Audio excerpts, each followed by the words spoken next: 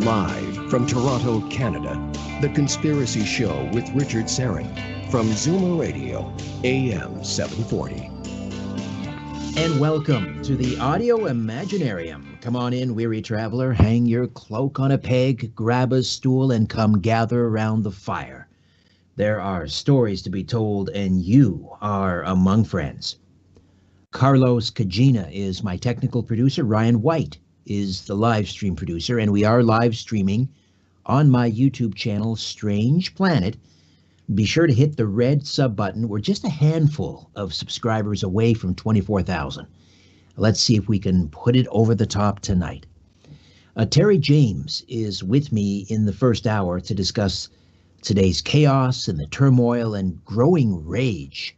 He'll do that from a biblical perspective. He'll discuss globalism in the Bible and some interesting parallels between what is happening today with the pandemic and the way it's being handled by governments and institutions, and how the Old Testament figure Joseph, how he handled the 7 years of famine in Egypt 4,000 years ago. I was just reading this in a new book, Lawless, End Times War Against the Spirit of Antichrist. Terry James is the general editor. And the parallels between COVID and how, again, Joseph handled the famine, the 7 years of famine in Egypt 4,000 years ago. An old friend from Kentucky, Steve Asher, folklorist, writer, storyteller. He joins me in the second hour. Steve has been with me before on this program, on my podcast, Conspiracy Unlimited, many times. And of course, he's joining me on Coast to Coast AM. He'll be here to discuss some of his previous works. Or rather, he's been with me in the past to discuss his previous works, the 3-volume Haunted Kentucky series, Haunted Kentucky. But he's back with 2 new collections of high strangeness from his home state. Curious Counties from Kentucky. Curious Counties from Kentucky, dang strange and mostly true tales. And the second one, Short Stories for Darker Nights. And it's always a wild ride when Steve Asher drops by. That's hour 2. So where is all this uncertainty, geopolitical and cultural, societal upheaval headed? Why is there such a divide? Why such anger and hatred and anxiety?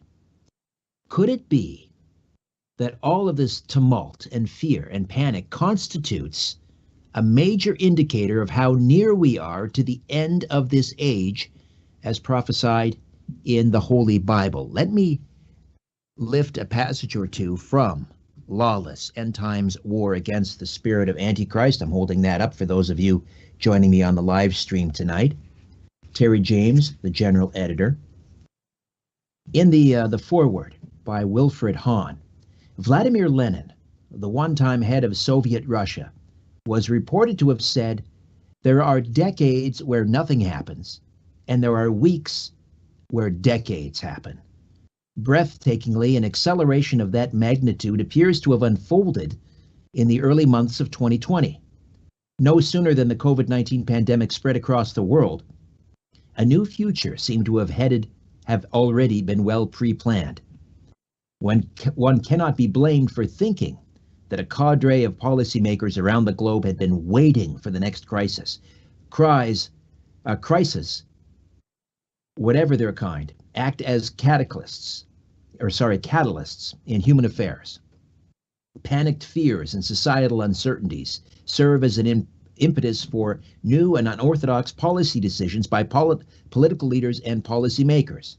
Of course, many of these are well-meaning, but many others have deleterious consequences. However, one doesn't need to invoke far-fetched conspiracy theories to explain why crises come about or how they're triggered and how they prey upon common and predictable human behaviors. In this respect, crises are a normal feature of mankind's societies. They have been the constant companion of human existence. Crucially, however, there is one conspiracy of cosmological dimension that has been playing out over many generations of humans. It is one that requires no speculation, being clearly mentioned in the Bible. A master of intrigue will arise, that's from Daniel, He will take his stand against the Prince of Princes. The power behind him is Satan himself. Also, Psalm chapter 2, verses 1 and 2 reveals that all the world's rulers will take a stand against God at that time. A hierarchy of evil and dark forces work in unison and coordination to that goal. Terry James, as I said, is the general editor of this new book called Lawless, End Times War Against the Spirit of Antichrist. And the book is a collection of essays or chapters by 16 different authors, including the foreword, which describes how globalists are leading the world, wittingly or unwittingly, towards the 3.5-year period described in the Bible as the tribulation, to be followed by 3.5 years known as Jacob's troubles. Terry is author, general editor, co-author of numerous books on Bible prophecy, hundreds of thousands of which have been sold worldwide. He's a frequent lecturer on the study of end times phenomena and interviews often with national and international media on topics involving world issues and events as they might relate to Bible prophecy. He's appeared in major documentaries and media forums in all media formats in America, Europe, and Asia. His other book projects include Antichrist and the Final Solution, The Chronology of the Future Finally Unveiled, and Discerners, Analyzing Converging Prophetic Signs for the End of Days. Terry James, welcome. How are you? I'm fine, thank you, and I appreciate your inviting me on your program. My pleasure.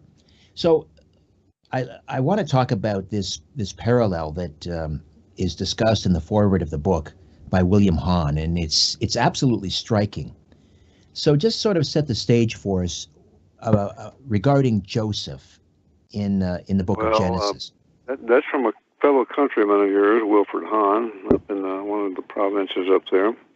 He's a dear friend, been my friend for a long time, and he agreed to write the foreword.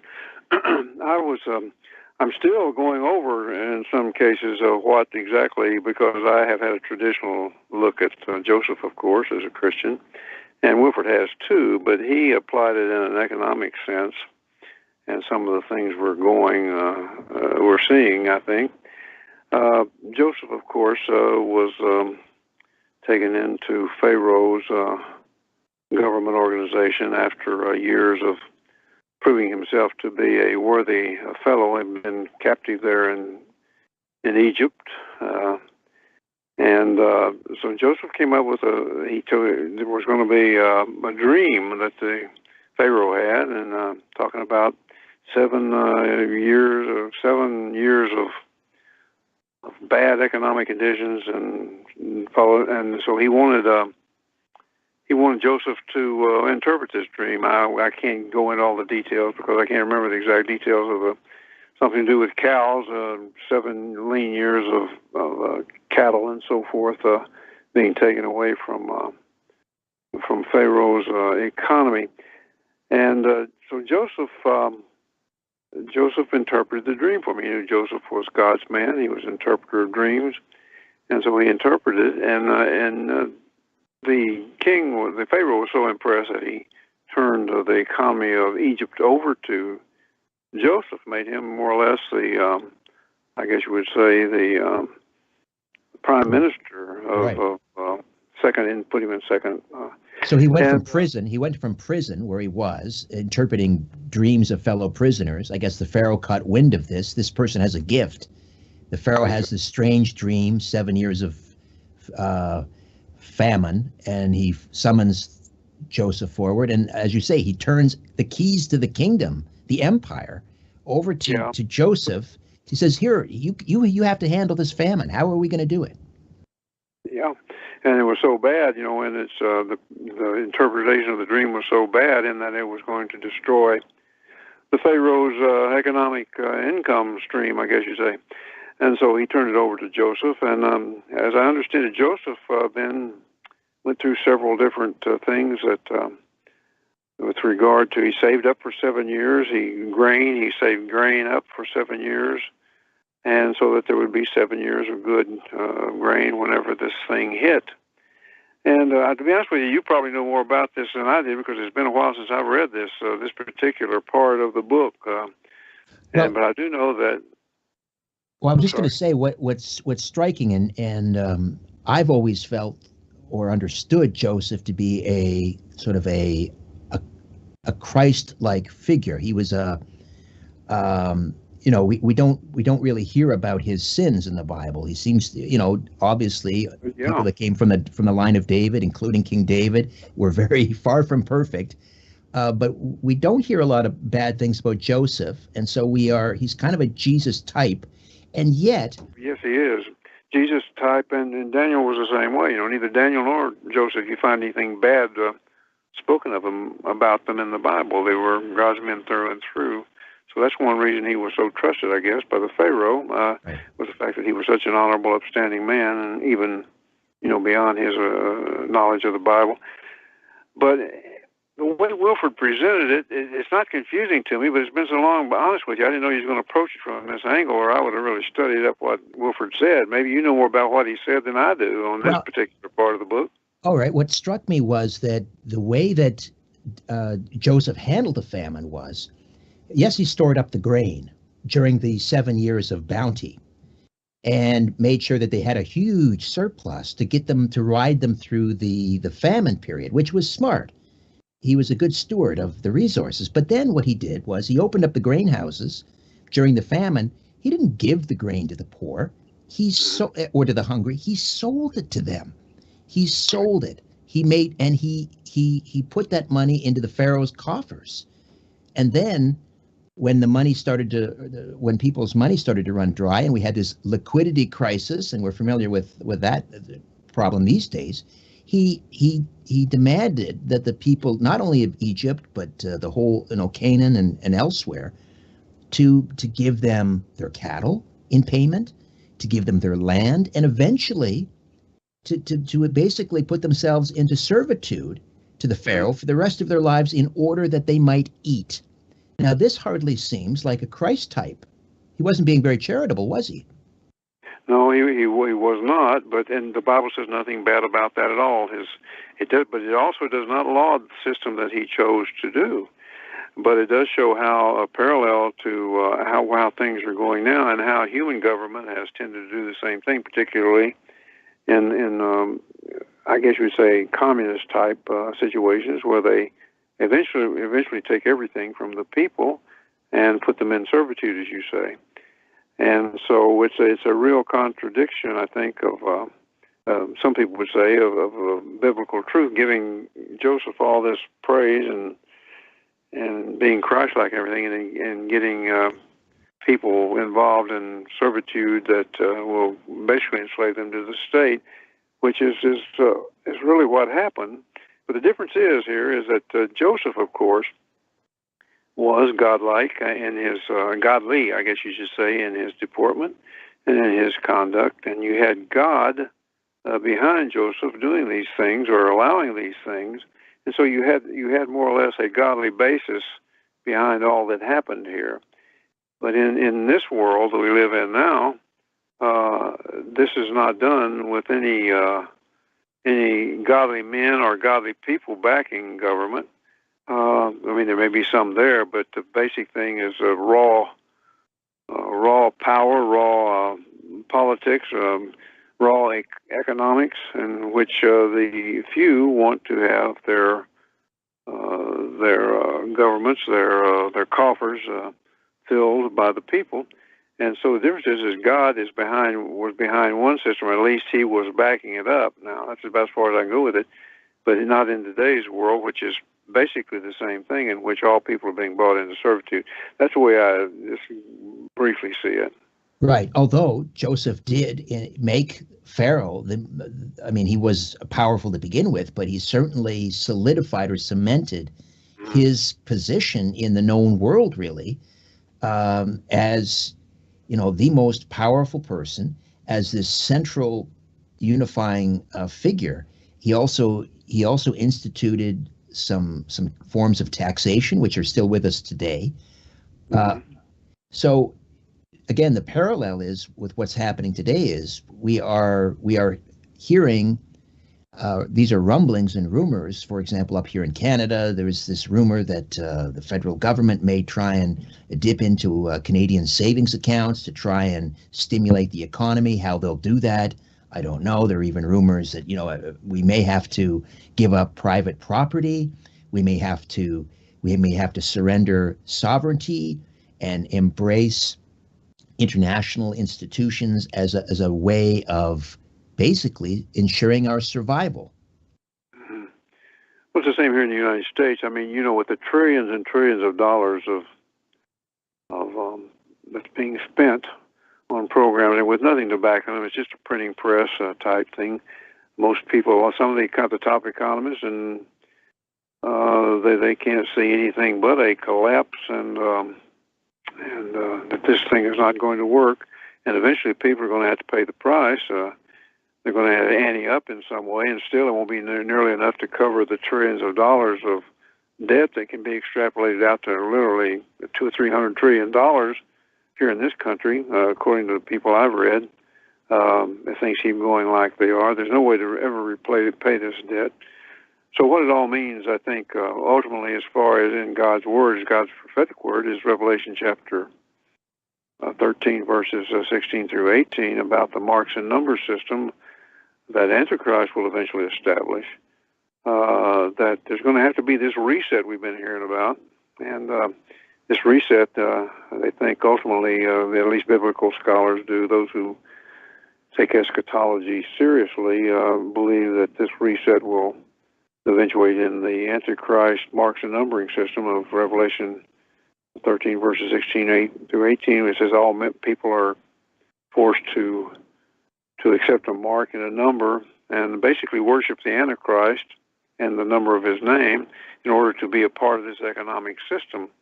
And, of course, the Bible says that anybody who takes that mark are eternally doomed. Their souls are eternally doomed. They cannot be redeemed if they take this mark and worship the Antichrist. And so that's where we believe that it's all leading. That's one reason we believe that Satan has been instrumental in setting up this sort of a failed economic system, because there will have to be a reset of sorts. That's what the secular economic gurus have named it, and particularly the globalists, Agenda 30 and all that kind of thing. The UN have named it as there's a reset coming, and of course they're talking about a secular reset coming as part of their agenda, and that's one reason that the United States, they want a United States sovereignty to come down, because we have the whole world has got the dollar as the basis currency of the world. This is going to have to be changed. The United States is going to have to ante up more, and Donald Trump, of course, wants to ante up less, and that would never do. And we saw the hatred that came against him day after day. So it's a globalist plot, a globalist plan. We believe, anyway, I do. I believe it, and most of those who hold to the eschatological view that I hold believe that it's all a globalist plot that is part of the coming Antichrist system, even though it's probably unwitting on the part of. I doubt that very many of the people on the globalist side realize exactly who they're serving or what their ultimate purpose or right.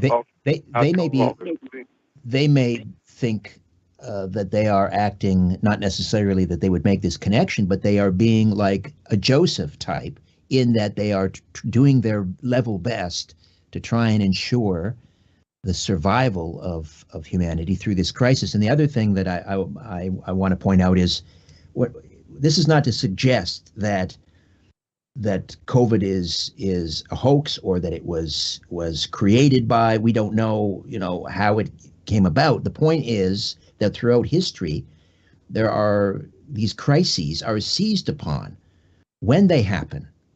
Not necessarily, we're not discussing how they happen, but when they happen, there is always an organization or a group of individuals that seize upon that crisis for their own agenda. Well, that's right. That's what Wilford was talking about in the opening there. You mentioned, you read part of, Yeah, a good crisis, one of Obama's men said that, never let a good crisis go to waste. That's part of the Democrat philosophy. At least, the liberal Democrat, the liberal side of the Democrat Party's philosophy is never let a good crisis go to waste.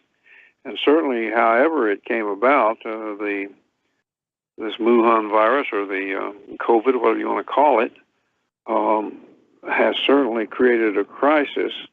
And of course, Satan is a plotter. He's a chess player. He's going to lose. He's already lost. Jesus said it's finished on the cross, so he's already lost. But history's got to play out, and he's a plotter and probably the most brilliant creature God ever created before he fell.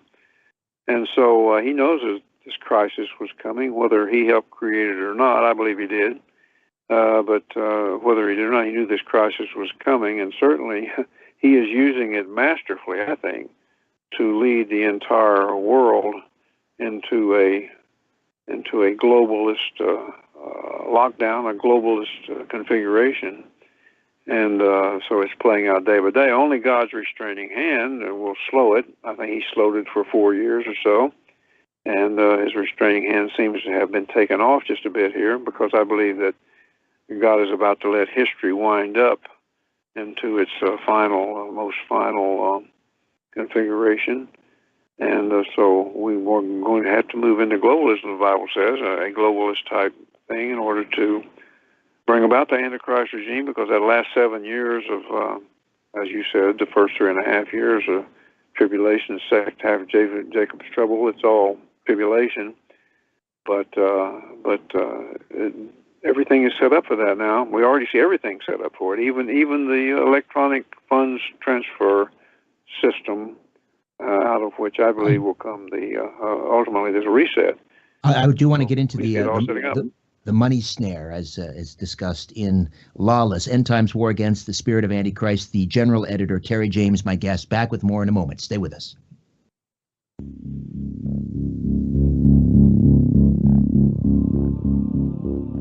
When in doubt, blame the government. You're listening to The Conspiracy Show with Richard Syrett from Zoomer Radio.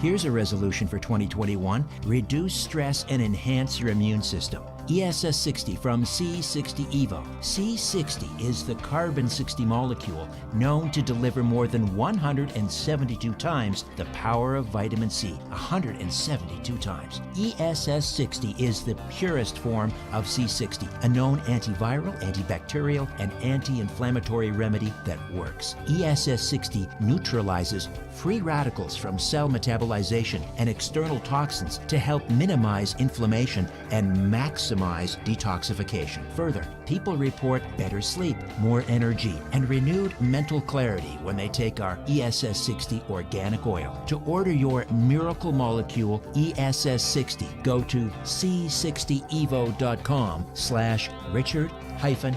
c60evo.com/Richard-Syrett. Buy now and save 10% by using the coupon code EVRS at checkout. Again, use the coupon code EVRS at checkout.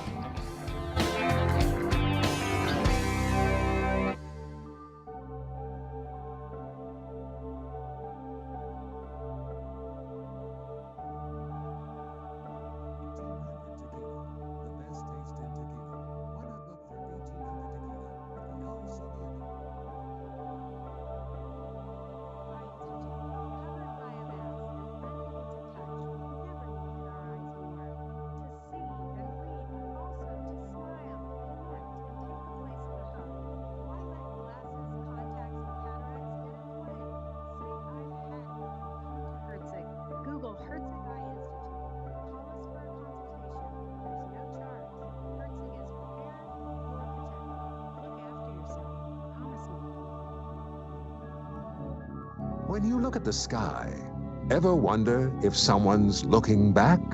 This is The Conspiracy Show with Richard Syrett from Zoomer Radio. To speak with Richard live, Call 416-360-0740 or toll free at 1-866-740-4740. Terry James, general editor of Lawless, End Times War Against the Spirit of Antichrist. Earlier we were talking about the parallels between Joseph, and interpreter of dreams, of course, one of the 12 sons of Jacob in the Bible, and how he saved millions of lives during the 7 years of famine. This happened 4,000 years ago, keep in mind. It's all laid out in the book of Genesis, and it's often been said and pointed out also in the foreword of the book how basically the whole biblical narrative and human history is all summed up in Genesis. It's all laid out right there. So this parallel between how Joseph handled the famine, storing up massive amounts of grain as a surplus during 7 years of bounty, and then to ride out the famine, he opened the granaries, but he didn't give it to people. He sold it to them. And when they were out of money, he took their cows and their cattle and their modes of transportation, horses and donkeys, and everything went to Pharaoh, enriched the Pharaoh, became incredibly powerful.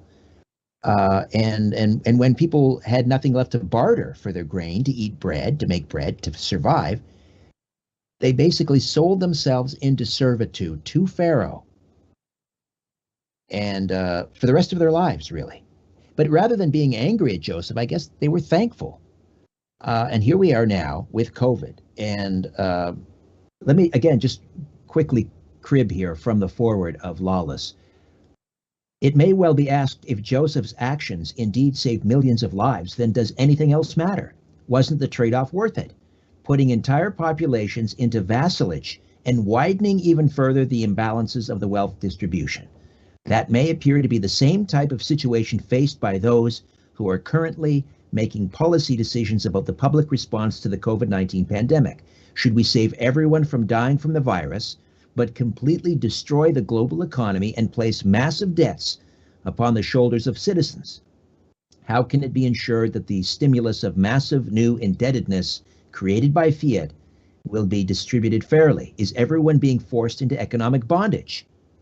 Attempts may be made to achieve fairness, but it would be foolishness to believe that mankind's, I like this line, primordial unfaithfulness with money will suddenly turn benevolent. Pharaoh, as we have shown, ended up being super rich. The same tendency is at work today, especially so when crises are seized as catalysts for major health heists and transfers.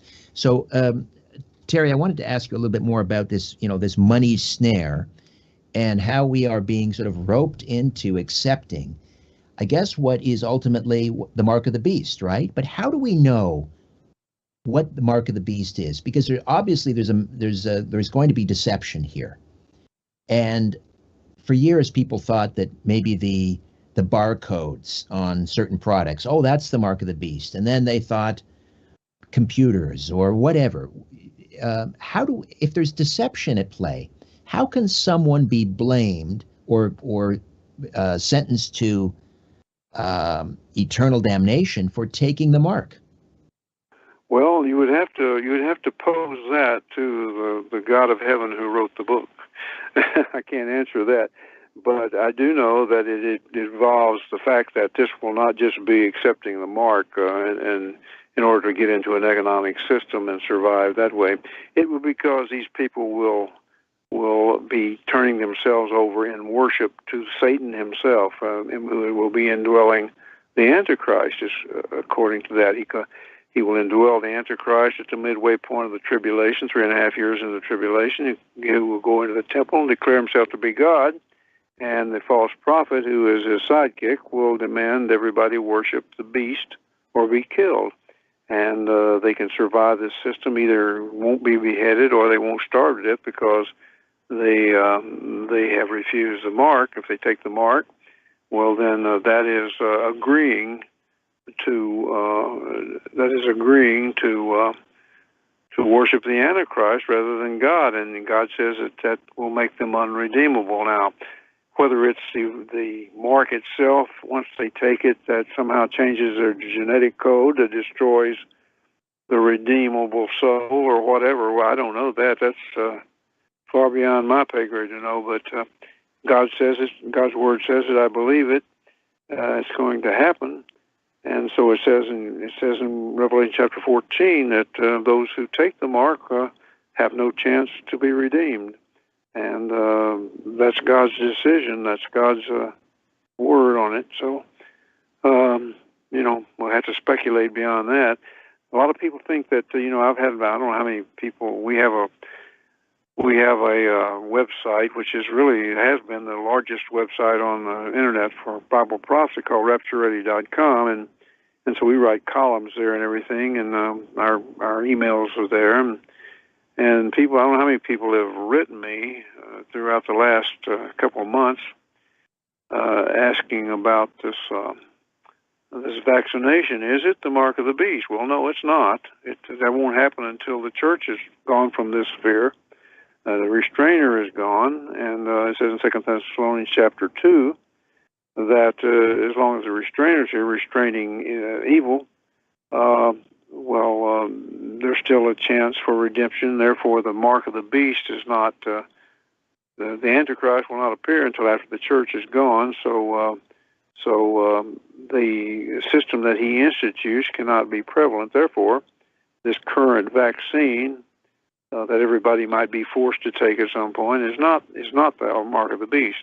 And your soul will still be redeemable. I'm not going to advise anybody on whether to take it or not, but your soul, it will not affect your soul as far as it's being redeemable or not. So this is interesting. The timing of the rollout, if you will, of the mark. The timing is crucial here. So the church has to fall away before the mark of the beast is introduced. Now, fall away, that's an interesting term, too. Apostasia. The apostasy, the falling away.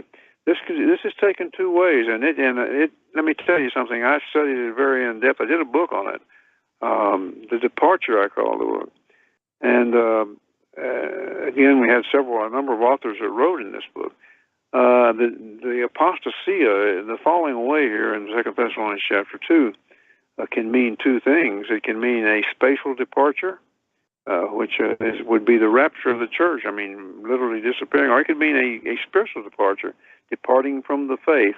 I think it has according to all I've read, and the Greek words used in its writing, I believe that it includes both a spatial departure, the rapture of the church, a falling away of the church, and I believe it also the spiritual departure, which I think we see happening, a defection of the faith. There's not nearly as much faith. Jesus said, "When I return, will I find any faith on the earth?" And that came from the Lord Himself. So this is interesting. But the fact is that the church, in my estimation, I believe on pre-tribulation rapture, is that before God's wrath will fall on a degenerate, reprobate, and the rebellious world, the church will be taken out, so that it will not. That is, all born-again believers in Jesus Christ and Him alone for salvation, will be taken out before that time of wrath that must fall from God for the rebellion that earth dwellers have against Him. And so I think that's what 2 Thessalonians chapter 2 is all about. So people who don't have to worry about taking a vaccination from the standpoint of losing their redeemability. Now, how close are we? When you look at the monetary steps that are being taken, how close do you feel we are to whatever currency or mark that he, I guess, has in mind for us? How far are we along? If we're looking at a clock, are we 1 minute to midnight, 5 minutes? The technology all exists right now for computer marks and numbers, and I think that the technology exists right now and has existed for some time. Now all we have to do is see the tearing down of national sovereignties and an imposition through a reset or whatever of a global economic system. That we already have electronic transfer between central banks all across the world and banks all across the world. But still we have cash, and we have other ways, and the dollar is still the basic monetary currency of the world, And these things are going to have to come down, and we see them being taken apart day by day, at least from my perspective. So we're very close. I would say that the next event on God's prophetic calendar, that there is no sign that must precede the rapture of the church. And that's the next thing and that's what's going to bring everything crashing down, I believe.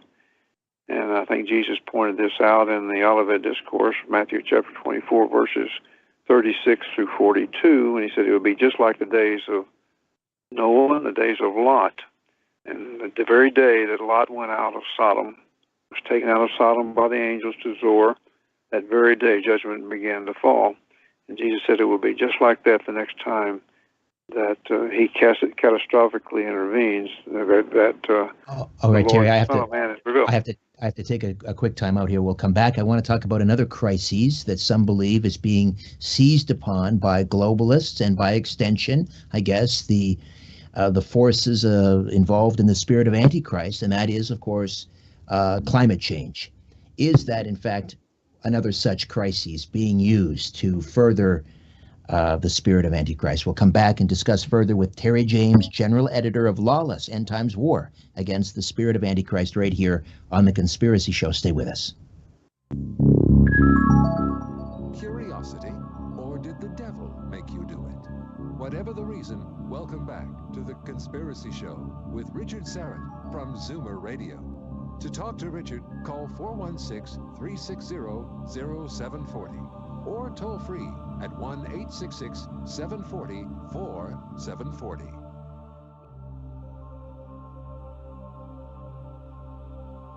Hey there, I'm hard at work on another edition of Inner Sanctum, my free monthly newsletter. Inner Sanctum features my monthly brief, a column of my thoughts and opinions on what's happening in the world. It features a spotlight on a past guest, a look ahead to an upcoming episode of my weekly syndicated radio program, The Conspiracy Show. It features a look at this month in conspiracy and UFO history, and my Conspiracy Unlimited podcast episode pick of the month, and so much more. To get your free monthly newsletter, Inner Sanctum, delivered to your email inbox, just go to my website, strangeplanet.ca, strangeplanet.ca. Scroll down to the bottom of the page and click on Inner Sanctum and register. It's fast, easy, and again, absolutely free.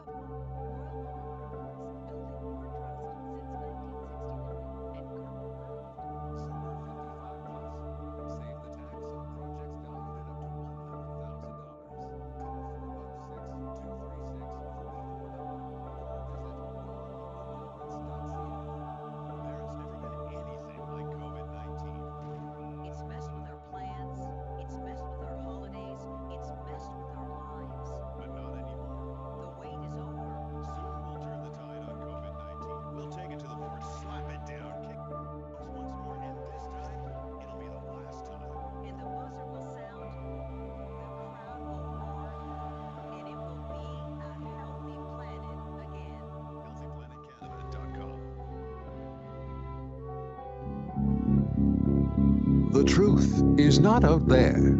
It's right here. The Conspiracy Show with Richard Syrett from Zoomer Radio.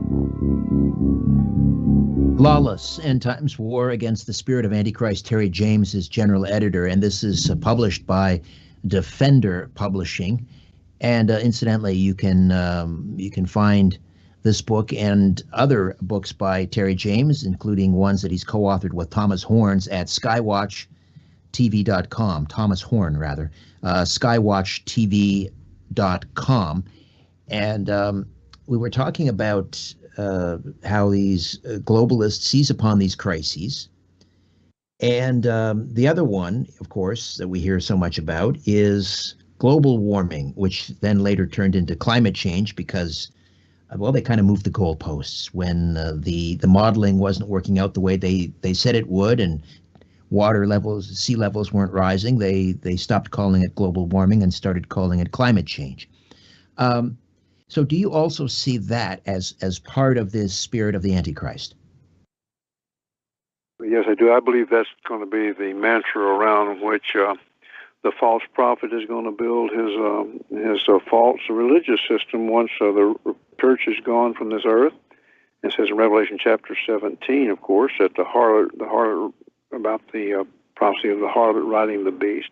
That's a false religious worship system. Again, Antichrist is going to demand worship, and this is going to be the system that his sidekick, I guess you would say, the Pope of his religious system, is going to implement. And I think that it's going to be, let's say, Mother Earth worship is going to be the mantra around which this thing is being built. And I think that is the reason we see so much clamor over climate change now, the Paris Accords and all of this, and we've been seeing all of this, and they threw such a fit when Trump took America, for example, out of this, quit sending so much money to pump this thing up and so forth. There's always been climate change. It is true. It's cyclical, and we know that there's going to be climate change. But they're saying that mankind, of course, is destroying the planet through the use of excessive carbon dioxide. Yeah, carbon dioxide. And all this that kind of thing. And so the carbon footprint. They want the nations of the world to pay the carbon footprint tax. Now it's funny they don't ask India or China to pay it because they know they won't. China in particular. But they want America's billions to pay it, and they threw a fit when Donald Trump took the United States out of this. Again, American sovereignty has to come down, and this climate change mantra, it's a religious worship system, a secular religious worship system, and so we've got to save the planet, which is absolute nonsense. Only man can destroy this planet. Only man can save it. They say, well, no, God's in complete control of this planet at all times. He created it. Only he can save it or destroy it. Now, I'm on the same page. I think that the evidence for man-made global warming or man-made climate change simply is not there, and we don't need to debate that now or go into it. I think we're on the same page. But I'm wondering, and I'm also speaking as an Orthodox Christian, do we not put ourselves in a bit of a difficult situation by sounding like we're anti-environment, but also things like sustainable development, in which again it's an innocuous sounding term, but the devil is in the details. Things like social justice. Again, what does that mean? Justice for whom and at whose expense? But I'm wondering, like, how do you respond to critics who say that Christians are being intolerant, or you're anti-environment, or you're anti-poverty, you're not fighting poverty, or you're not fighting for the environment, or you're not fighting for social justice? How do you respond to that? Well, that's just ridiculous. We Christians put at the very heart of the Christian message that we're to love people more than ourselves. That's the first commandment. I mean, the second commandment. First, to love thy God with all thy heart, and the second is to love people, your neighbors, like yourself. Love them like you do God. So that's ridiculous. We put, the church organizations have traditionally done tremendous work to help people, and to say that we don't care for the environment is just absolutely ludicrous. We have to live here and breathe the air too. Of course we do. We just don't believe that you have to tax people to death in order to enrich your coffers, particularly at the apex of government, in order to so that bloated bureaucracies can have a easy way of life in order to make the environment clean and so forth. We should all do our part. We're totally for that. But this is Satan's way of saying, accusing Christians. Well, you don't like people. You're against people. You're against a clean planet. Well, that's absolutely, it's just a lie. He's the father of lies. And the people who fall for that mantra, they're his children, if they believe that and follow his line. It's all lies. And I'm a Christian man. I'm almost 79 years old now, and all of my life I've been taught from my parents from the time I was a child that you should respect your environment. You should clean up after yourself. If you go out, you don't throw milk cartons at your recess, whatever, on the ground. You pick them up. You put them in. And besides that, if you didn't, your teachers would have you by your ear and would show you that you do. So, but see, all of that's changed now. You can't do that in schools anymore. You can't teach moral principles anymore like that as much as you used to. You got to do the ridiculous things like that. You can be any sex you want to be. You can go to any bathroom you want to go. Well, and all okay, Terry, I got to jump in here. We got to take a time out, and we will pick it up on the other side. One more segment to go. We'll take some questions and comments as well from our YouTube live chat. Terry James, Lawless, the Spirit of the Antichrist, right here. If you're sure your phone isn't tapped, call now. 416-360-0740 or toll free at 1-866-740-4740.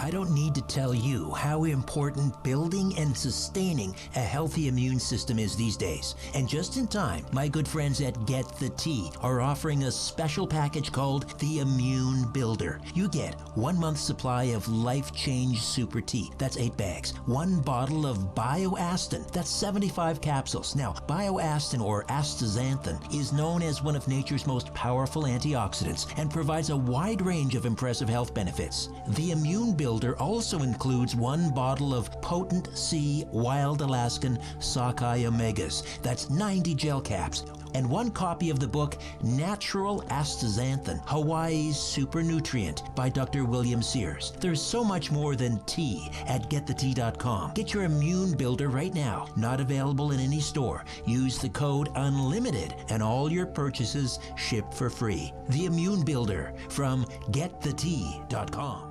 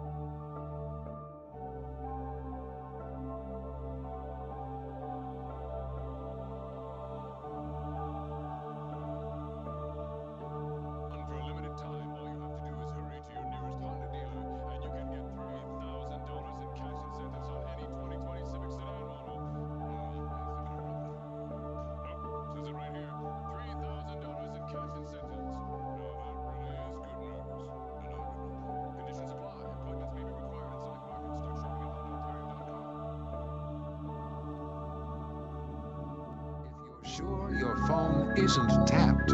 Call now. 416-360-0740 or toll free at 1-866-740-4740. Just a reminder, coming up at the top of the hour, Steve Asher will be with us to discuss, well, he's a folklorist, and we'll get into some high strangeness from the great state of Kentucky. Terry James stays with us a few moments yet. Lawless, End Times War Against the Spirit of Antichrist. A couple of questions here, Terry, from our YouTube live chat. And we have some interesting handles here. People don't give their real names. Stardust Freedom Journey asks, how are you personally preparing for the end times, Terry? Well, the very first thing I am prepared for the end times is to know Jesus Christ as my Savior, because He's the only hope we have. Jesus is the blessed hope of Titus 2:13, looking for our Lord and Savior, the blessed hope from heaven to rescue us from the coming of the wrath to come. And the end times involves God's wrath against rebellion, and that's what's going to happen the last 7 years, as you mentioned. the tribulation era, ending with the last 3.5 years of God's wrath pouring out in 21 specific judgments. There was the seals, the trumpets, and the bowls wrath, the judgments that are plainly laid out, and it's not pleasant to think about. So the first thing to do is to know Jesus Christ as your Lord and Savior. And as far as prepping, you can't prep for a thing like that if you're going to go into that setting, that tribulation. Jesus said himself in Matthew 24, Olivet Discourse account, he said that it's going to be a time like there never was before, never would be again, and so horrible would it be. No flesh would survive, he said, if he didn't return when he did. So Jesus Christ is the hope, and that's how I'm preparing. I'm relying on him. So, in other words, there's no point in trying to ride it out by storing food and fresh water the way that, when Joseph was managing the famine in Egypt, building up food stores. There's not enough food in the world to save you. So, there's not, and it's good to do that on this side of the tribulation. It's good for crises like we did in Arkansas. Here, we just had 24 inches of snow, or 20 inches of snow. Very unusual here, and we needed those kind of supplies. Right. So, if for those that do take the mark, and they are allowed to continue to work within the beast system, if you will, and continue to work and feed their families and so forth. They'll be riding out the tribulation. Is that the idea until the final judgment, or will they too be deceived and end up being destroyed? Well, if they take that mark, they are unredeemable. And I don't know how they're going to feed if you're forced to take the mark and worship the beast, and it says they will either take the mark or be killed. Well, it says millions are going to be martyred at that time by beheading. Others are going to be starved out of the system because they're trying to hide or whatever, and so it's a very untenable situation. That's why people need to know the Lord now before the tribulation, accept him as Savior now, so they don't have to go through this time. And what is your view on the rapture? For those that refuse to take the mark, will they be raptured? Will they be spared the worst aspects of Jacob's troubles, the tribulation? No, the rapture comes before the tribulation begins. See, that's pre-tribulation rapture. The tribulation will come, but the rapture will come first. Before this, the church is removed. Is the time for salvation. That's the time to call on Christ. Now, many will be saved after the tribulation, but they'll have to endure during that era. And God will, I'm sure, protect his own in his own way at that time. But many will be killed, but not their souls destroyed. If they're saved after the tribulation begins. So how is it decided, do you suppose, who will be swept up in the pre-tribulation rapture, and those who are still believers but will have to ride out the tribulation? All who go into the tribulation, if you read the Bible carefully, all who go into the tribulation are lost. There will be nobody going into the tribulation who is saved. There will be many saved afterwards, because there will be 144,000 Jewish witnesses that will administer the gospel to people, and they'll believe, and they will be saved in. But going into the tribulation, when the church is removed, every believer is removed. Every believer in Christ is removed. And then that's when God's wrath and the wrath of the Antichrist and this beastly system will begin. But there will be many saved during the tribulation era. But see, I believe, and I believe the Bible teaches this is God's character. There won't be one baby left on this planet, one child below the age of accountability left on this planet. That'll be another maddening thing. That is something that is incomprehensible. But God's character says that you must be able to have the ability to accept or reject the offer, God's grace offer, grace gift offer, the Christ dying on the cross. You have to be able to accept that or reject it. And a child or a person who has never had the opportunity, never had the understanding to accept or reject, well, they will go in the rapture too. So God will treat them as if they are saved. And so there'll be no uncharacteristic bad treatment of people. God is fair in all of his dealings. He's perfect character. How do you suppose those that are left behind will, and those who are in charge from the the beast system, how they will explain to the rest of the people what happened to the millions of people that were raptured. Will they say that this was some sort of a massive alien abduction, or what will they say, do you think? I think it will be part of that. That will be part of it. I think it will be all these UFO sightings we see. We see some really strange ones here lately, and they've become more prevalent. I've written 3 novels on this kind of thing. It's of course that's fiction, but yeah, I believe it'll be part. We hear more and more evolution replaced by the seed theory now. If you watch documentaries and listen, and that is that we were put here by an alien type species, and we were seeded here, and so we have been growing apart, and we've been observed by them. And now that we are about to destroy the planet through nuclear war or whatever, they're coming back, and I think that's going to be part of it. And they took all people who don't agree or are too hard-headed, like me, for example, that they've taken, when the rapture occurs, I believe they're going to believe that they've taken us off somewhere and re-educating us, or just simply getting rid of us. And I think that's going to be part of the explanation. Now, there's probably a lot more than that I have no comprehension of at this point. Let's see here. D. Silver in the YouTube live chat just wants some clarification on the difference between the Antichrist and Satan. We just have about 2 minutes here, Terry. So what's the difference between Antichrist and Satan? Okay, Satan is Lucifer, the fallen one. He led the rebellion of 1/3 of the angels of heaven back before man was ever created, and he was cast out of heaven. He became the devil, Satan and the devil. So he is a fallen angel. Antichrist will be a man. He will be a man like Adolf Hitler or whoever, a great leader that will be chosen by Satan to be the Antichrist, to lead this beastly kingdom during the tribulation era. I believe he may be a Nephilim, and I can't explain that right now because I don't have time probably, but I believe he will not have a soul. I think he's unsavable.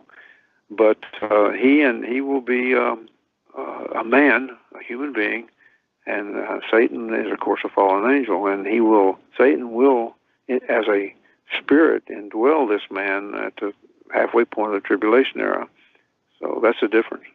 And he may be, or is likely, here now among us. He may not know his role, correct? He may, but he may be active. That's true. We've had many people they've speculated on who the Antichrist is. They thought Reagan might have been, or a lot of other people, JFK, a lot of other people, and now they're saying Emmanuel Macron, the French president, maybe. But I don't believe any of them's right. It says that he won't be revealed in 2 Thessalonians. He won't be revealed until the church is removed. And so then he will be revealed, and Christ will destroy him with the brightness of his coming at the end of Armageddon. All right. Again, the book is Lawless, End Times War Against the Spirit of Antichrist, and that's available again through skywatchtv.com, also Amazon.com. Terry, great meeting you, and thank you so much for this. Thanks, Richard. Appreciate it. All right. God bless. Steve Asher awaits on the other side. High Strangeness from Kentucky, right here on The Conspiracy Show. Keeping an eye on the New World Order. This is The Conspiracy Show with Richard Serrett from Zoomer Radio. To speak with Richard, call 416-360-0740 or toll free 1-866-740-4740. This is Zoomer Radio Toronto, CFZM FM and CFZM AM, owned and operated by NZ Media Incorporated.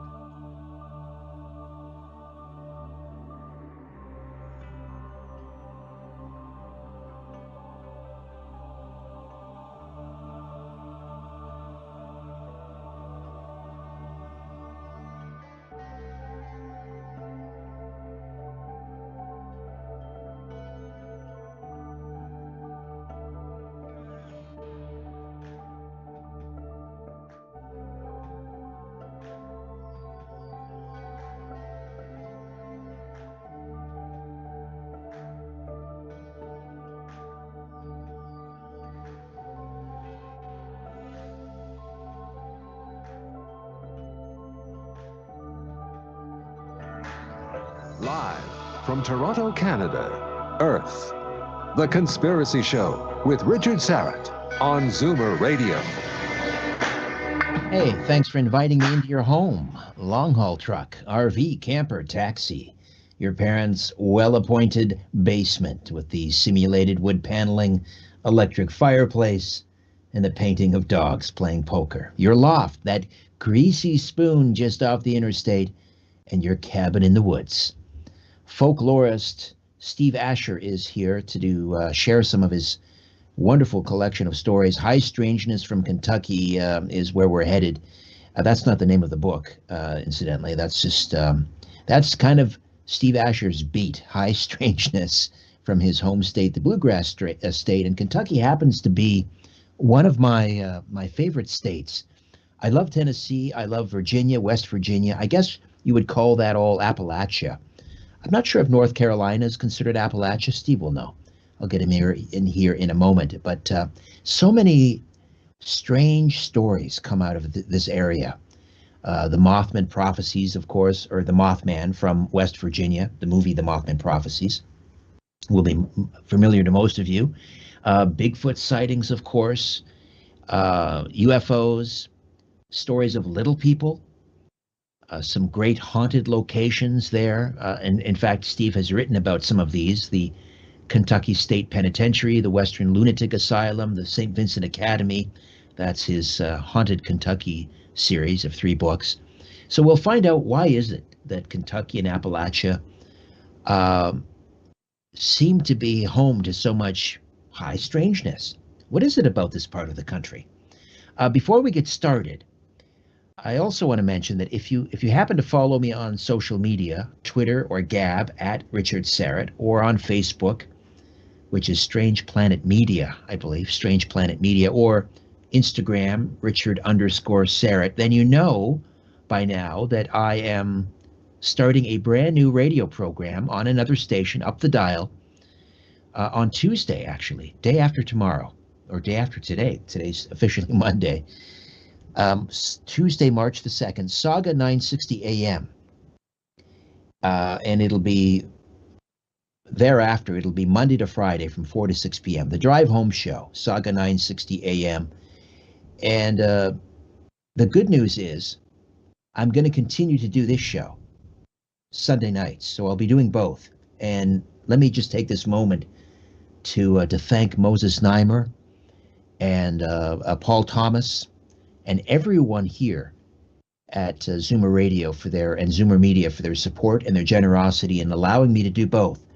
You know, I've worked with other radio stations over the years, and there was a certain amount of, I don't know if petty is the right word, but they didn't want you talking about other radio stations. They didn't want you dealing with them. And the fact that they are allowing me to do this show on Sunday, in addition to my new program, which launches Tuesday, March the 2nd, just speaks volumes about their character and, again, their support and generosity, which I've felt every single day now going on 12 years at this radio station. So now that I'm doing that show, and that is going to be kind of a straight-up news, opinion, analysis of the news, interview type show. On this show, Sunday nights at 11 Eastern, I can focus on conspiracies and the paranormal and all the things that you're telling me you want to hear on this program. So we're going to get to some of that right now. As I mentioned, Stephen E. Asher is a native of Princeton, Kentucky. He's also a published author with multiple books to his credit. He's an artist, a podcast host, a musician. He's a fan of horror and paranormal subjects. And previously, Steve worked over 10 years in law enforcement and as a correctional officer. He's a longtime researcher of the strange and the unusual. He's traveled worldwide in a pursuit to learn the legends of folklore and from other cultures. He's an avid lover of the nighttime. He always says that this is the time when he feels most truly alive in the darkness, and therefore most productive in his paranormal research and writing. Steve, great to have you back on the program. How are you, my friend? Well, Richard, always an honor to be here. I'm doing pretty well. Thank you so much for having me. My pleasure. What is a folklorist actually? What is it that a folklorist does?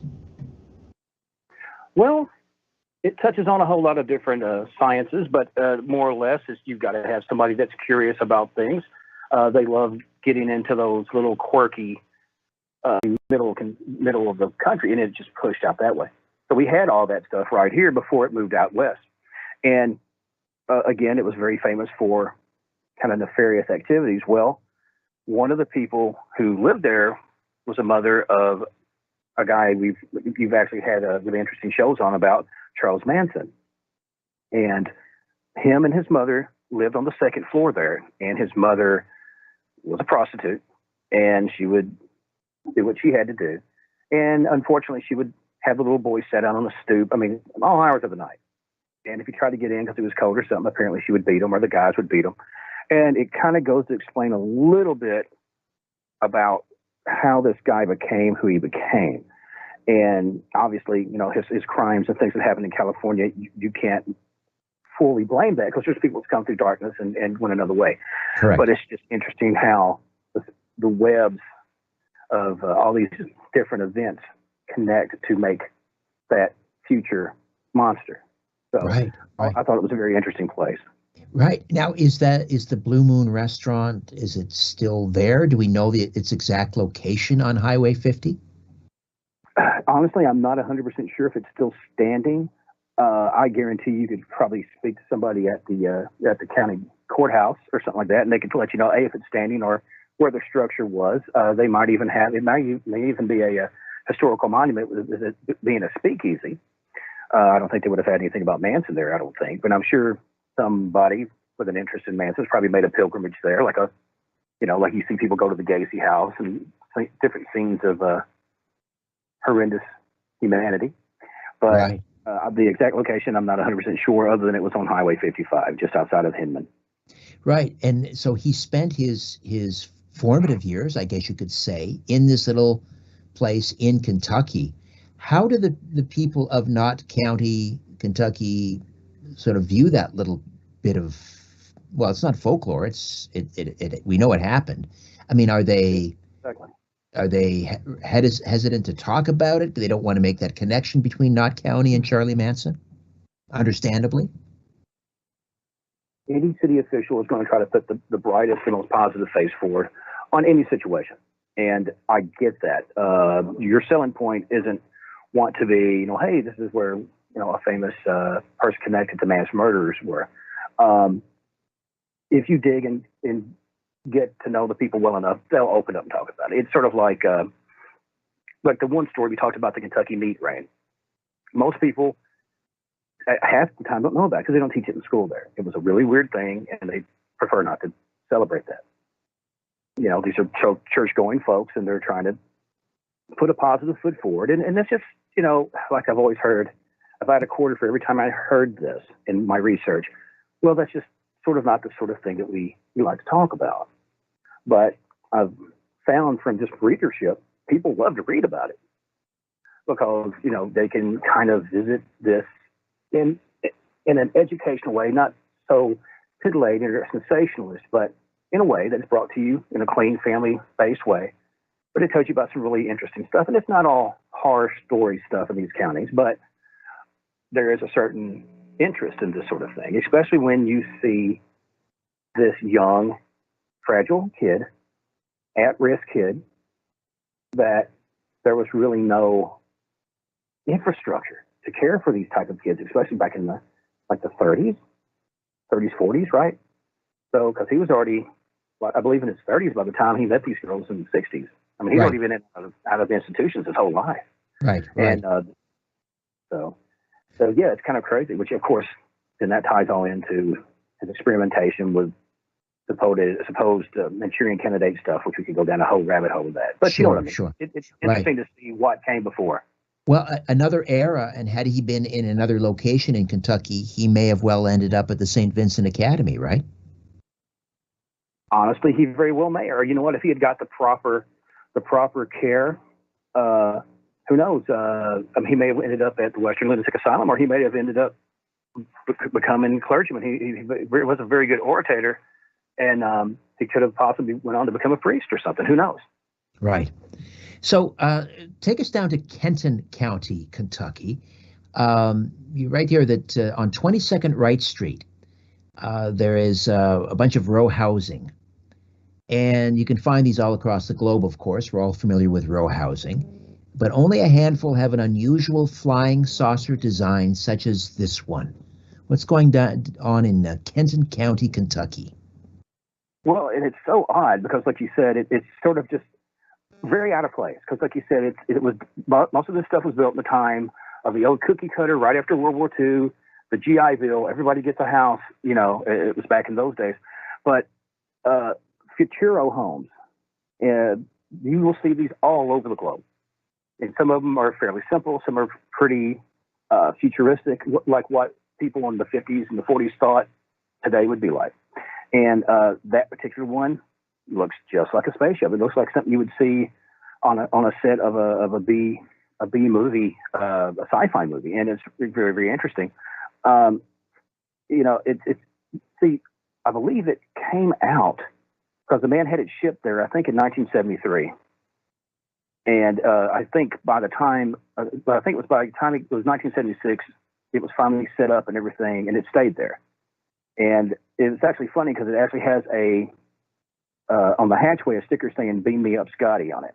So they definitely went with the sort of positive, hopeful vibe of the 60s, that Star Trek very, very much captured, even if they took on darker subjects. But yeah, it's really very an interesting place. I think it would be neat to own that. If I was ever to move up in that area, I'd definitely be looking to see if that property was available. To me, it's just a really interesting story. It's nothing nefarious or dark about it. It's just, again, who would have thought that would have been in the middle of Kentucky somewhere? So I thought it was kind of a neat story. Have you been inside the row housing spaceship? Oh, gosh, no. I mean, I've seen tons of pictures and stuff. They're very, very quirky with who goes in there because they don't mess with or made fun of or defaced. So they keep it pretty tight, So it's one of those deals, again, you kind of protect what you love. You don't want people to make fun of it or just, deface it. But I definitely would. Yeah, I'd love to tour it.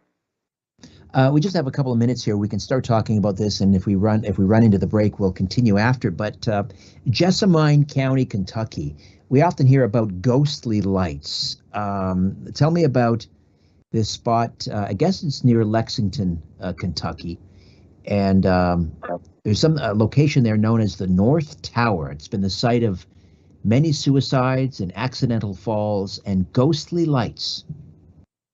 Right. Well, this location is in the Lexington metropolitan area. There's about 50,000 people currently that live there. It's about 451 square kilometers. It's a good-sized area. And, again, most people think of it for its horse breeding and its connection with that type of trade.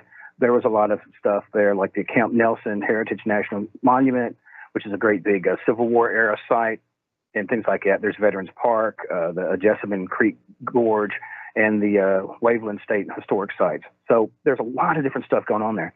But there's a place known as North Tower, and it has a very high bridge.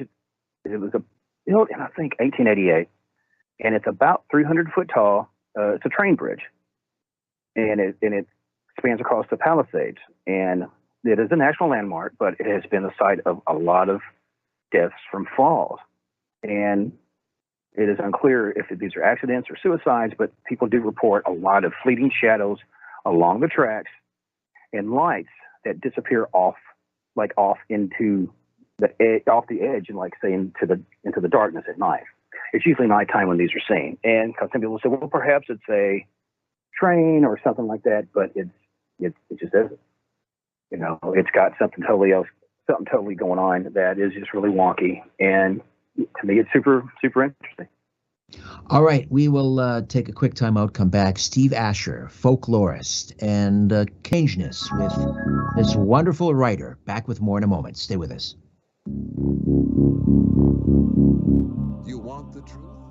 You can handle the truth. The Conspiracy Show with Richard Serra from Zoomer Radio. To get the truth, call Richard now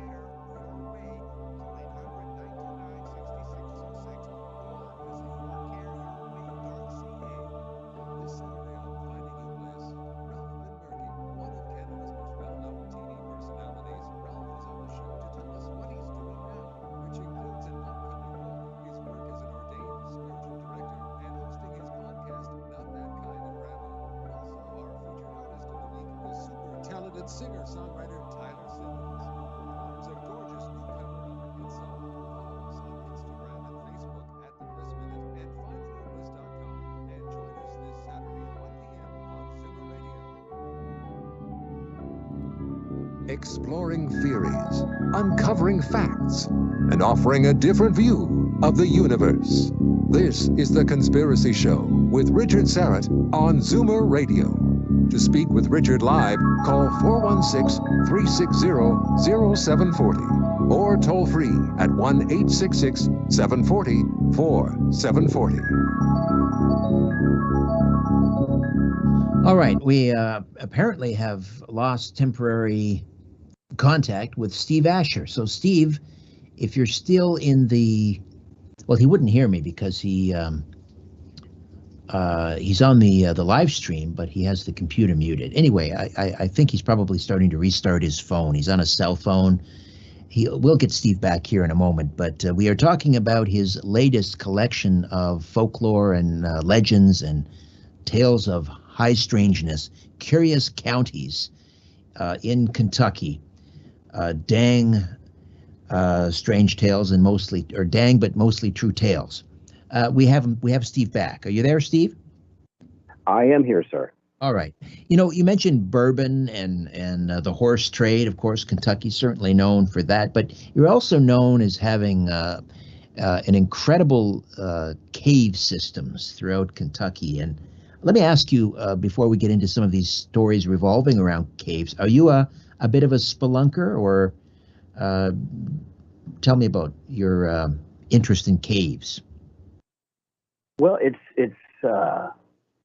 sort of that thing where you really love the idea of it and want to see all these interesting things under there, but I'm also claustrophobic.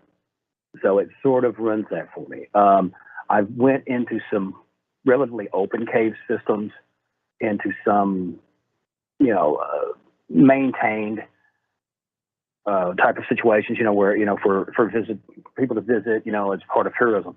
But as of just cutting out and going into a cave, now I know too many weird things that's down there, and not to just mentioning snakes and things like that. Well, I don't know that you and I have talked about this, I think maybe on my podcast, and I don't know that it's in the list of the stories you sent me tonight, but I think you have some cousins or something that went spelunking, and they came across, was it a burial site or something? Do you remember the story? I do. I believe that was Nightmares from the Bone Cave. Right. I believe that was the name of that. And that actually, yes, that was some family. And that was such a messed up story. This guy would go into cave systems, and sometimes you find arrowheads or bits of pottery and things like that. And it wasn't anything nefarious. It's just sometimes you find something kind of neat. And that's where it kind of went wrong. I think it was actually chapter 6 was the chapter from that. And the young guy went in there and he was messing around and finding this and that. And like you mentioned, we do have a very large karst system. And karst system more or less means we're living on Swiss cheese. That's why we have tons of sinkholes and things like that around here. A fair amount of flooding. Because after a while, when it rains real hard here, like it has tonight, there's a lot of roads that are flooded out in this area because the caves fill up and there's nowhere to go.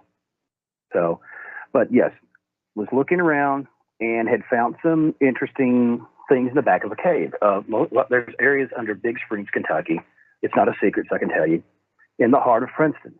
And you used to be able to get up under it. It's filled with silt a little bit, but before that, you could kind of dig out and get down there, and you'd find just interesting stuff. You might find old bottles from the old bottling company. You might find an old service revolver, an old Civil War revolver. Just, it may not be in good shape, but it's just an interesting thing to find. Bits of spar or whatnot. Anyway, but he was digging around back in this area and found this area where the wall wasn't granite or limestone. It almost looked like red mud. It was really weird. And he'd felt something poking out of it. And he thought, well, maybe that's a bullet or it's something kind of interesting.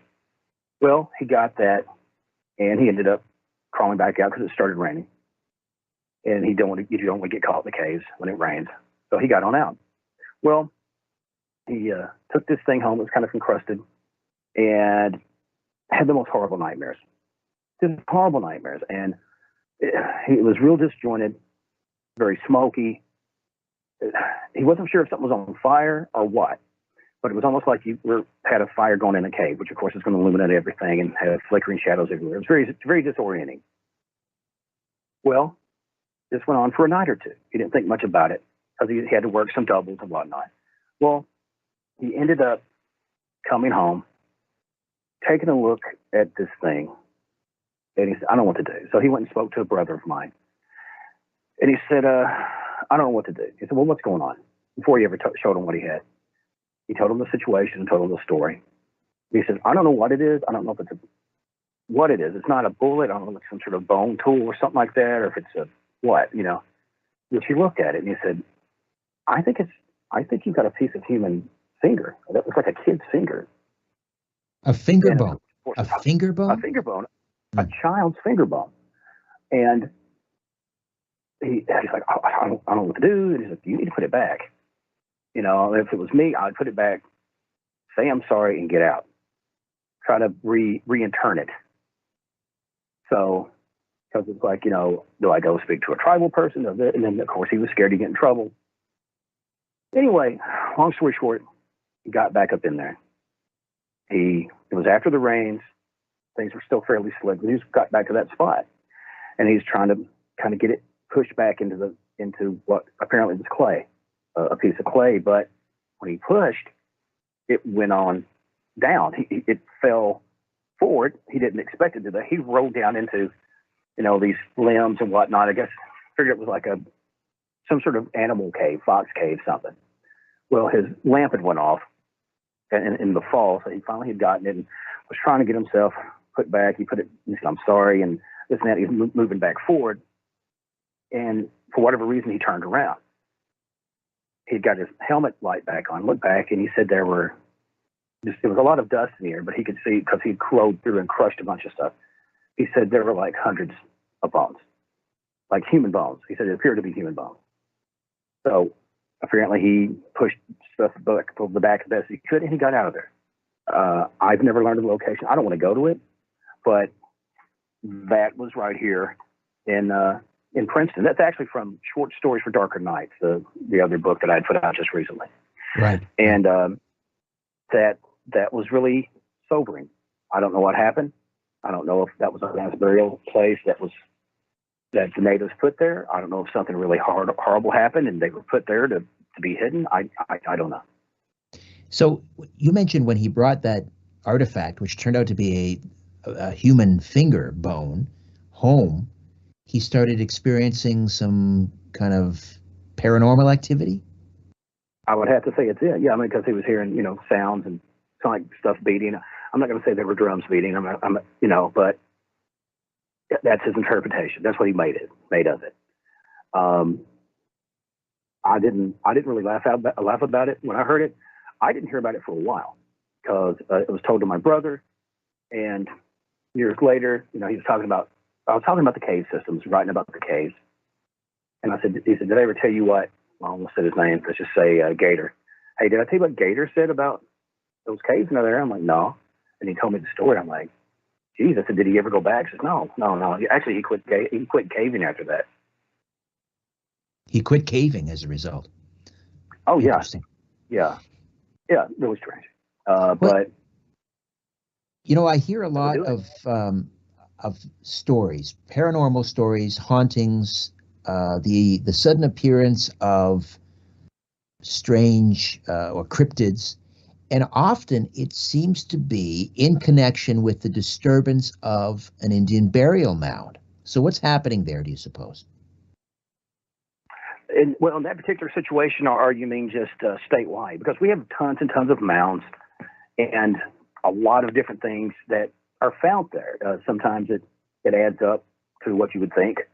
If you go further back, of course, certain bones will be like the body who broke down, and the bones will be coated in red ochre and put in the ground, I guess, as sort of a ceremonial thing. But again, when you have things like that doesn't really fly because it's not in a mound. So Right, right. But just the idea, I mean, these burial mounds, they're not supposed to be disturbed. Sometimes they are intentionally disturbed, which is not a good thing. Other times they are, let's say someone is not aware of what it is, maybe their backhoe or their tractor, they're farming, they disturb right, the mound, and then all of a sudden, I don't know if there's a connection, but there seems to be paranormal activity or sightings of strange creatures. So, what do you imagine might be at work there? Is there some sort of a spirit that's protecting these mounds? What might be happening here? well, I mean, if you're familiar with animism and the concept that everything, the wind, the water, everything has a spirit, as close as the natives were with trying to live in harmony with nature, I would think that would probably build a very strong rapport and a very strong memory with the locations. It's just like anything you put a lot of time into. Say you went to your grandparents' house, or even after they were gone, you would still feel their presence there at certain times, or you could. And I do think the fact that it is a thing of reverence, and it is a thing of not just reverence, but preparation for maybe what comes next or whatever. It's just a thing like when the pyramids were ransacked, there's stories of curses and whatnot.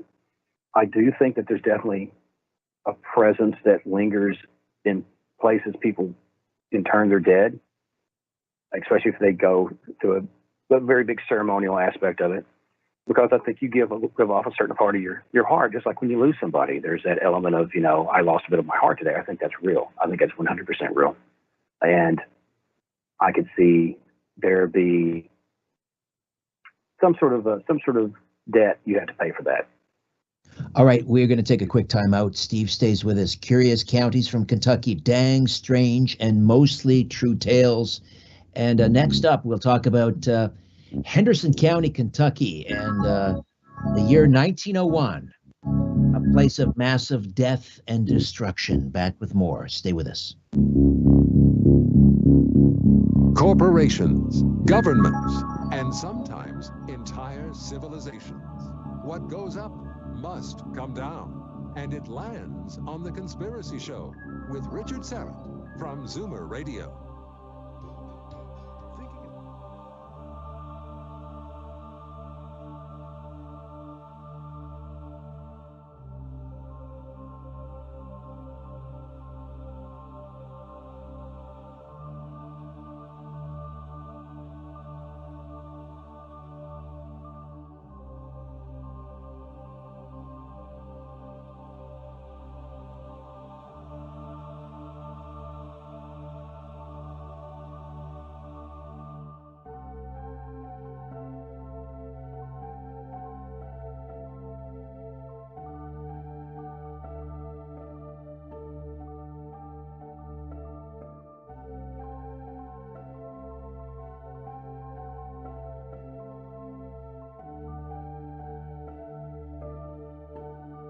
Sense. A reminder from Zoomer Radio.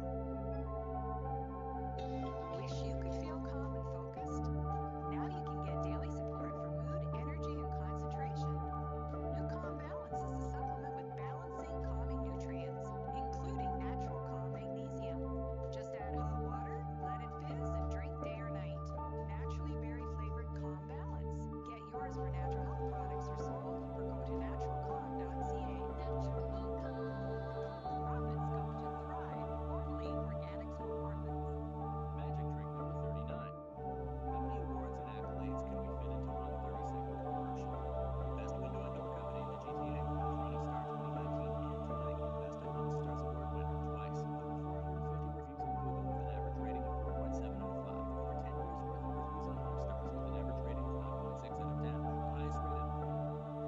You know something? You probably should have bought a 60-second commercial. Find out more at magicwindow.ca. It's not really magic, it's just better, smarter thinking. The world world is being pulled over your eyes. This is The Conspiracy Show with Richard Sarrett from Zoomer Radio. To reach Richard, call 416-360-0740 or toll free at 1-866-740-4740. Welcome back. Before we get back to Steve Asher, I get a lot of emails these days, people asking me about my old podcast, The Rock and Roll Twilight Zone, which was done in conjunction with Chris Jericho and his podcast network. And I guess we did about 45 episodes, and people loved it. It was so much work and took so much time. I had to let it go, unfortunately. But people want to hear it, and it's currently not available on any podcast platform. You can't hear it anymore.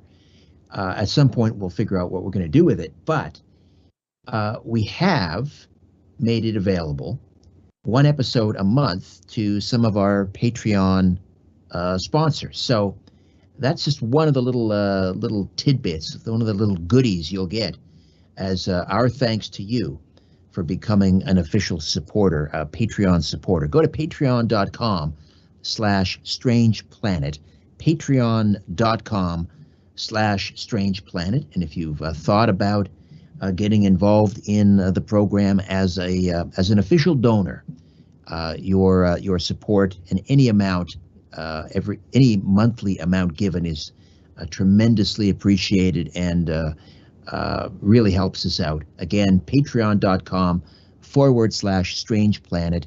There are a number of donor tiers available, but just whatever you want to give, really. And find the tier or the level that's right for you. And for some of those levels, again, you get an episode of my podcast, The Rock and Roll Twilight Zone, delivered to your email inbox once a month. All right, Steve Asher is a folklorist from the great state of Kentucky, and he's got a couple of collections just recently that went to print. Curious Counties from Kentucky, Dang, Strange, and Mostly True Tales. 60 counties are covered in Volume 1, and he'll tackle the next 60 counties, 120 counties in Kentucky. That's coming out shortly in Volume 2. And Short Stories for Darker Nights is another collection. And before we get back into some of these stories, I'm trying to imagine the types of stories that you tell around your house, Steve. Do your children, do they want to hear these as bedtime stories, these strange tales, or do you tell them, the typical bedtime stories that the children listen to? Well, most of my little ones aren't so little anymore. My youngest boy, Ivan, he's just turned 15. So they're sort of out of that. But now the grandkids, that's another story. I kind of do a Disney version of some of this. I mean, of course, the old stories of giants and things like that lived in the area and things like that. They all know about, they heard stories of Bigfoot and whatnot. So we touch on that. I don't get too much into the grizzly stuff with them. I don't think they're ready for that yet. But we touch on some of this for sure.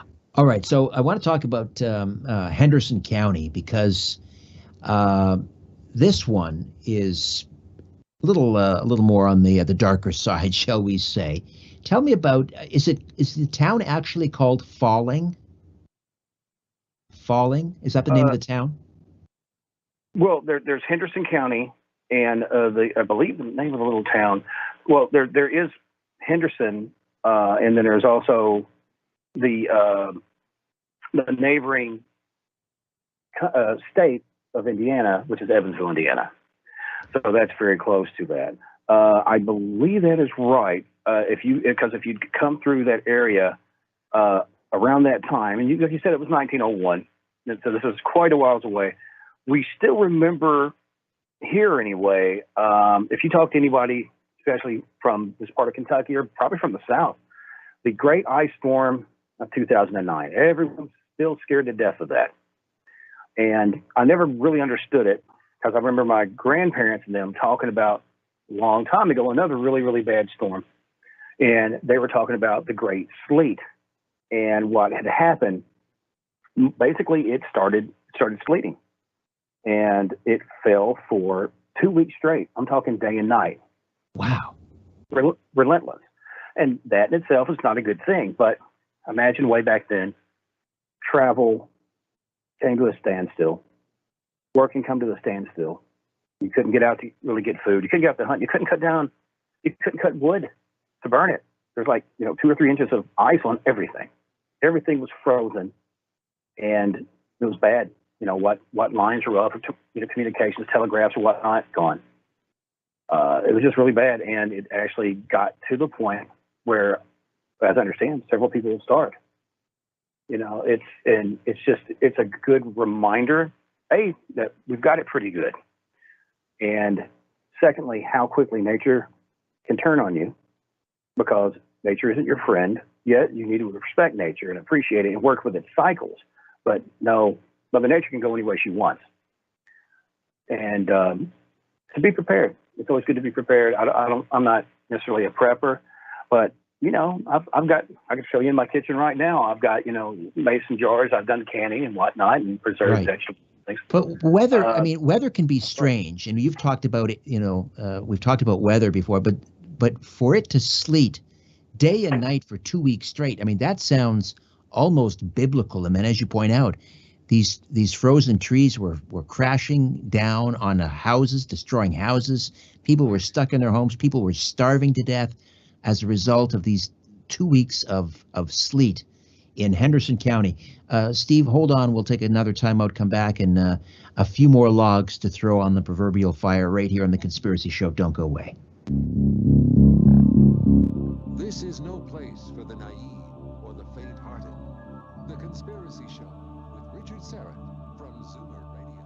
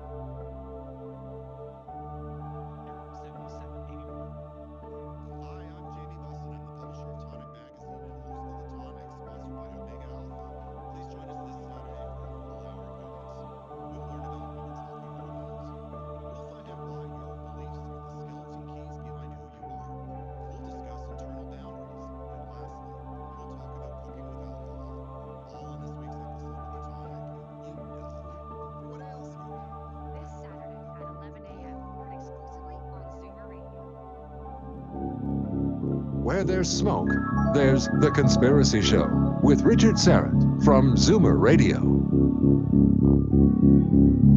All right, we are back with folklorist and curator of High Strangeness, Steve E. Asher, and Curious Counties, Dang but Mostly True Tales from Kentucky, and Black Magic. Let's talk a little bit about Black Magic. And this is in Harrison County, Kentucky, the small community of Leesburg, and going back to 1841. And a 13-year-old girl by the name of Penelope Stout. Tell me about her and what happened in Harrison County. Well, like you said, you were talking about the aspect of witchcraft and the fact that for a lot of people, it's so far away. And it's such a thing of it's almost laughable to think about witch trials and accusations of the occult and whatnot, and dark magics and things. But or people just think, oh well, that was back in Salem, or that was no, it happened here too. Like I try to, as I've said in this book, a lot of stuff that has happened, good and bad, has happened here too, because there's this people are fallible and people can get mob mentalities and they can react to something new out of fear or out of curiosity or out of concern. And unfortunately, there's always going to be a handful of people in the peanut gallery that want to shout accusations and speak of what they do not know. And this is the unfortunate thing that happened to Miss Penelope. By the time she was 13, she started growing like real thick bristled hair out of one of her thumbs, almost like quills. All right. And after a while, these fell out and it grew almost like a pretty silky type hair. It was about 6 inches long. And it didn't really serve a purpose or anything like that. But, they would shave it, get rid of it, whatever, boom, it would come right back every so often. And this continued on for a while. Well, of course, again, the neighbors are starting to go, well, we didn't really have a good crop this year. Or, some of our calves died or something like that. Well, maybe it's that Penelope girl. Maybe she's bewitched them. Maybe all that stuff. And before long, it starts gathering speed. And so the father, who was, a pretty well-known, respected gentleman, had to get other higher-ups in the community to go, look, they know this girl is a good girl. She is, very chaste and of good moral fiber, to more or less keep this girl from the chance of going into a witch trial, because it was going that way. And apparently this is a thing that continued on throughout her life. She did get to marry. She ended up marrying a man, I believe his name was Amos, who said, well, we all have our quirks and this happens to be yours. And she actually had 2 children. And she died on I believe it was before the second birthday of the second child. And so she has descendants there now. I was not able to find those descendants, but that I had learned about this through some locals of the story. And, but apparently none of the children were afflicted with this particular ailment. So whatever it was died with her. But it shows you just how quickly that people can turn on each other in tense situations, and why we need to really look at that and try to think be a little bit more forward thinking. It is kind of scary to think that as late as the mid 19th century, there were, well, it didn't go to a witch trial, but it could have very well have gone to a witch trial in the 1840s, just because of an errant growing hair out of her thumb, a coarse black hair growing out of her thumb. They were ready to try her as a witch. I want to ask you about Hickman County and these giant hogs there. One that earned the nickname the Widowmaker. Tell me about these hogs. Hogs from hell. Well, basically hogs from hell. You're absolutely right. This actually was like the 71st county formed in here, and it was actually in 1821. It was right next to the Mississippi River, so there was a lot of people coming up through everything, up through the Revolutionary Wars, Civil War battles, all this stuff. There's a lot of marshy swampland in that area, and the floods were there, very commonplace, and it was sort of like a land off to its own. There's a little spot called Beulah Bottoms, and this is a very murky kind of area. A lot of snakes, biting bugs, creek and toads, all that stuff, all the stuff you think kind of goes with it. Well, some of the things that happen as, people come to the New World, as it's called, even though it was already an old world, but okay, Eurocentric, whatever. So they would bring stuff to the New World, and maybe it's whatever, hogs or certain type of horses and peacocks, different things from different whatevers. A lot of these were livestock creatures, and just I don't know if you've ever dealt with pigs. They're actually very, very bright creatures, and they get out of fencing like Houdini. So every so often you'll have some run, get out. Well, apparently a male and a female got out, and so nature took its course, and so these hogs are starting to be born in the wild. It's funny how quickly animals revert to their factory setting, as I call it, that basic live, die or escape kind of mentality. And that's what happened. And as these things bred, the more feral, stronger of each litter was the ones who made it. The strongest survived. And these things turned into monsters. I'm talking 700 pounds easily.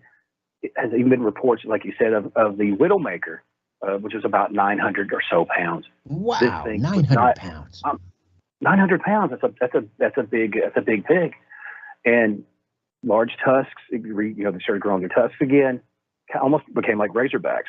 And these would not just go into farm areas and eat whatever domesticated animal stuff. There were reports of running into silos. I'm not talking about those little. I'm talking those big honking ones you see, on a big farm, knocking the rivets out of the metal, getting in there and eating their fill. It's like a rhinoceros, and they've been trying to hunt these things down. It really is an epidemic. It's really gone to the point where it's so invasive that it's killing out a lot of the native animals, destroying farmlands, destroying areas where other animals are eating, and it really became a blight on the area. And so they have a lot. They have hunts to try to call them, because otherwise they would be everywhere. I mean, it got This to the one point is where they this were. one is called the Widowmaker. Did it kill anybody? The name implies that it did. Well, I understand it. Definitely, people have received life-threatening wounds, and as I understand, a few people have died from it.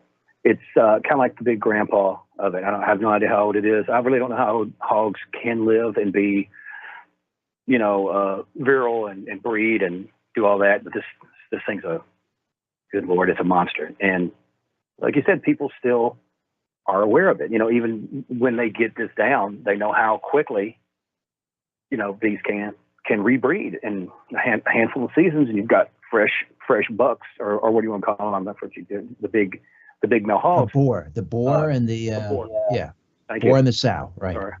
Right. So these monster boars, in which the females are wild too. They're and gosh forbid you get near their piglets.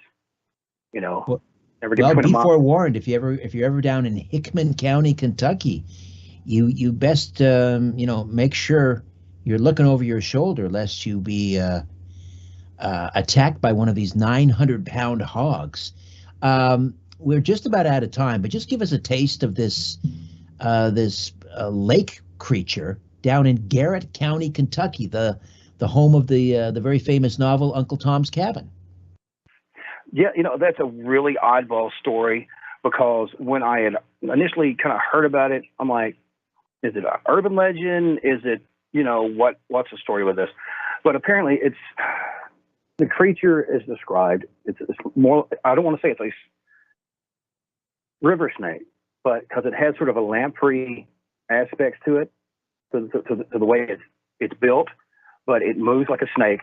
Apparently it's well over 20 foot long, which is terrifying enough.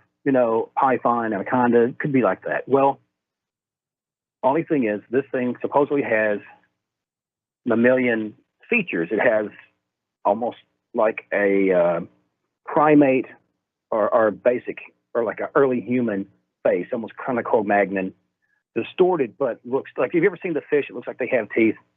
You know how weird that is? Oh, I don't know yes. if you've ever seen that. Google that. That's a nightmare.